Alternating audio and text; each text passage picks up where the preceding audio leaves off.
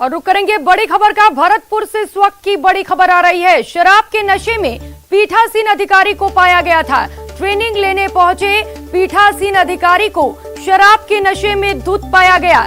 तृतीय श्रेणी के शिक्षक हैं श्याम सुंदर शर्मा। चुनाव में सहायक पीठासीन के पद पर इनको लगाया गया, लेकिन एमएसजे कॉलेज में प्रशिक्षण के दौरान ये नशे में धुत पाए गए। और सहायक पीठासीन अधिकारी ही जब नशे में धुत हैं तो फिर उम्मीद भी क्या की जा सकती है। कैंप में जिला कलेक्टर और पुलिस अधीक्षक प्रशिक्षण दे रहे थे। इसी दौरान कैंप में ये पीठासीन अधिकारी पहुंचे जो शराब के नशे में धुत थे। तो द्वितीय चरण के चुनाव के लिए प्रशिक्षण दिया जा रहा था। ऐसे में जब सहायक पीठासीन अधिकारी शराब के नशे में प्रशिक्षण ले रहे हैं तो मतदान कैसे होगा, ये बड़ा सवाल है। ये तस्वीरें आपको टीवी स्क्रीन पर दिखा रहे हैं। भरतपुर से ये तस्वीरें हैं जहां पर पीठासीन अधिकारी शराब के नशे में धुत होकर प्रशिक्षण लेने पहुंचे हैं।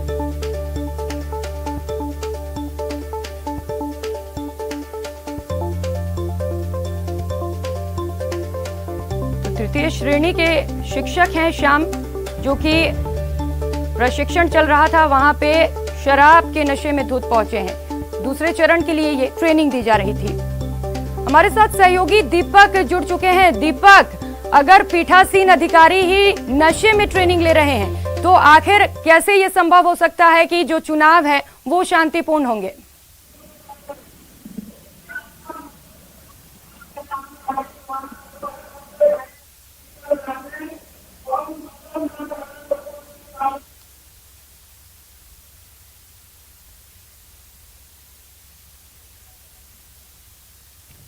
दीपक, मेरी आवाज आ रही है आप तक? जी बिल्कुल प्रियंका।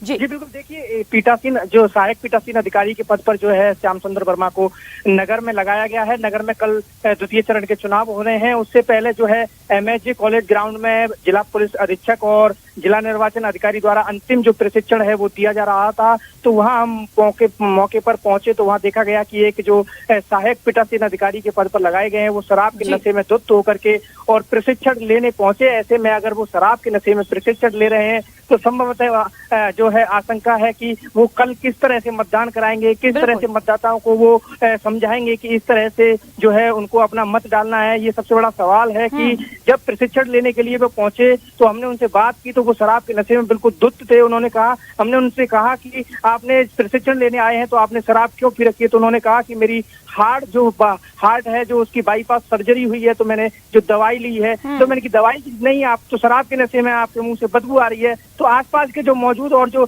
अन्य मतदान कर्मी थे वो भी उसे समझाने लगे। हालांकि उसे बाहर निकालने की भी कोशिश की गई, लेकिन अभी भी जो वो है जो सहायक पीठासीन अधिकारी है वो कैंप में प्रशिक्षण ले रहा है और कुछ समय बाद ही वो जो है मतदान केंद्र के लिए रवाना होगा। तो ऐसे में सबसे बड़ा सवाल प्रशासन पर खड़ा हो रहा है कि क्यों नहीं नजर बनाई जा रही है कि जो कर्मचारी हैं वो किस तरह से आ रहे हैं, क्या सभी कर्मचारी सही हैं? ये तो एक मामला है। ऐसे में अगर हजारों कर्मचारी जो है प्रशिक्षण ले रहे हैं तो और भी आशंका जताई जा सकती है कि ऐसा मामला और भी सामने निकल के आ सकता है। क्योंकि जिस तरह से कुछ कल भी देखा गया था कि एक देवस्थान विभाग के जो इंस्पेक्टर थे वो भी चौबुर्जा चौराहे पर शराब के नशे में धुत होकर के और निर्माण कार्य को रुकवाने के लिए पहुंचे थे। तो सबसे बड़ी बात है कि जो प्रशासन को है वो गहरी नजर बनाए रखनी होगी, तभी जाकर के जो है शांतिपूर्ण तरीके से चुनावों को संपन्न कराया जाएगा। जी प्रियंका।